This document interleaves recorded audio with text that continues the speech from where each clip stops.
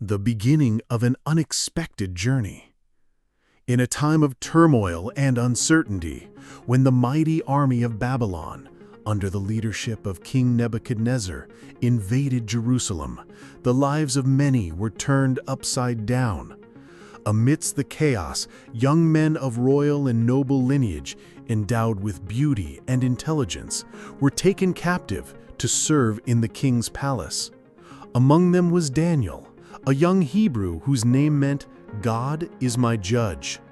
By his side were his three loyal friends, Hananiah, Mishael, and Azariah, later known by their Babylonian names, Shadrach, Meshach, and Abednego. Imagine the scene. Young men torn from their homeland, their culture, their faith, and thrown into a completely alien environment, full of pagan gods and unknown customs. It was a fiery test of their identity. The first trial came with food. The king ordered that they be served the same royal banquet, full of delicacies and wine. However, Daniel, with a conviction stemming from his deep faith, knew that this food was consecrated to idols and would violate God's laws. It wasn't just a matter of diet. It was a matter of principle, of loyalty to something greater than themselves. With wisdom beyond his years, Daniel proposed a challenge to the chief eunuch. For 10 days, allow them to eat only vegetables and drink water. If at the end of that period, they appeared less healthy than the other young men, they would accept the royal diet. The chief eunuch, fearing the king's wrath, hesitated, but Daniel's persistence and faith prevailed. And what happened? After 10 days, Daniel and his friends were more robust and healthier than any of the young men who ate from the king's table. A clear proof that obedience to God brings rewards that go beyond human understanding. Prophetic dreams and Daniel's ascent. Daniel's story wasn't limited to dietary challenges. King Nebuchadnezzar, a powerful monarch, yet tormented by nightmares, had a dream that deeply disturbed him. He summoned all his wise men, magicians, and astrologers, demanding that they not only interpret the dream, but also reveal what he had dreamed without him telling them. It was an impossible task for any human being. Faced with the wise men's inability, the king, in his fury, ordered that all of them be executed. It was in this moment of despair that Daniel, through God's intervention, entered the scene. Upon hearing the news, he asked for time to pray and seek divine revelation. In a night of intense prayer, God revealed to Daniel both the dream and its interpretation. Imagine the scene. Daniel, a young captive, before the most powerful king in the world, not only unraveling a mystery no one else could, but also prophesying the future of kingdoms and empires. The dream was of a great statue, with a head of gold, chest and arms of silver, belly and thighs of bronze, legs of iron, and feet of iron mixed with clay. A stone, cut without human hands, struck the statue's feet, breaking it into pieces that became dust, and the stone became a great mountain that filled the whole earth. Daniel interpreted that each part of the statue represented a successive kingdom, starting with Babylon, head of gold, followed by other empires until the coming of an eternal kingdom, the kingdom of God, which would crush all others. Nebuchadnezzar, amazed and astonished, prostrated himself before Daniel, recognizing the God of Israel as the true and only God. Daniel was then elevated to a position of great power and influence in the kingdom of Babylon, and his friends, Shadrach, Meshach, and Abednego, were also promoted. The fiery furnace and unwavering faith. The faith of Daniel and his friends was not only tested with dreams and diets. The most dramatic test came when Nebuchadnezzar built an immense golden statue and commanded everyone to bow down and worship it. Whoever refused would be thrown into a blazing furnace. Shadrach, Meshach, and Abednego, unwavering in their devotion to the one true God, refused to bow down.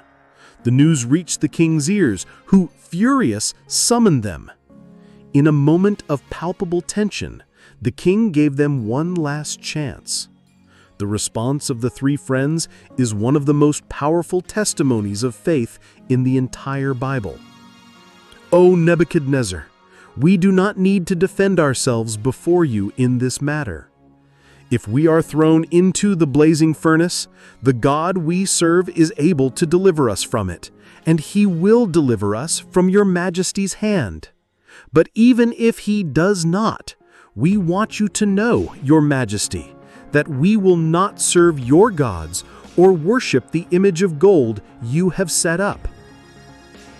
The king's fury grew to the point where he ordered the furnace to be heated 7 times hotter than usual. The strongest soldiers in the king's army threw the 3 young men into the furnace, and the intensity of the heat was so great that the flames killed the very soldiers who threw them in. But what happened next is a miracle that defies human logic. Nebuchadnezzar, looking into the furnace, exclaimed, "Didn't we throw 3 men bound into the fire? But I see 4 men, unbound, walking about in the midst of the fire, and the appearance of the 4th is like the son of the gods." God was with them in the midst of adversity, protecting them. When Shadrach, Meshach, and Abednego came out of the furnace, not a hair on their heads was singed, nor did their robes smell of smoke. Nebuchadnezzar, once again, recognized the power of the God of Israel, and the faith of the 3 young men became a testimony to the entire kingdom. Belshazzar's feast and the hand on the wall.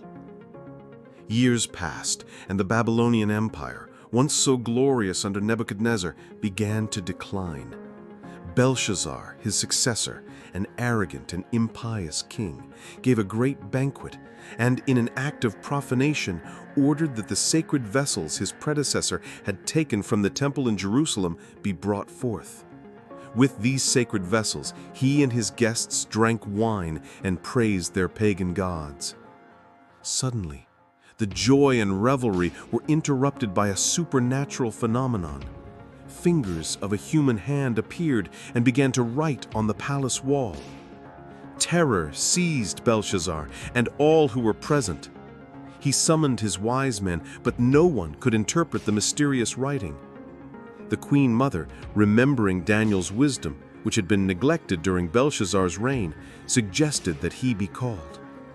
Daniel, now an elderly man, but with the same anointing and wisdom, was brought before the king. Without hesitation, Daniel rebuked Belshazzar for his arrogance and for not having learned from the mistakes of his grandfather, Nebuchadnezzar. Then he interpreted the message on the wall. Mene, Mene, Tekel, and Parsin. Mene, God has numbered the days of your reign and brought it to an end. Tekel, you have been weighed on the scales and found wanting. Parsin, your kingdom is divided and given to the Medes and Persians. That same night, Belshazzar was slain, and Darius the Mede took over the kingdom. Daniel's prophecy was fulfilled literally and chillingly. The den of lions and unwavering trust. Under the reign of Darius, Daniel continued to excel. His integrity and wisdom were so evident that the king planned to set him over the whole kingdom. This, however, stirred up envy and jealousy among the other satraps and princes who sought a way to bring him down. They knew the only way to get to him was through his faith.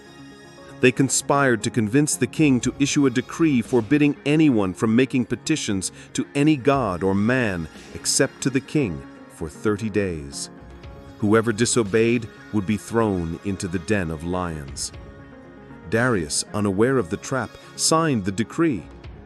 Daniel, knowing about the decree, did not change his routine.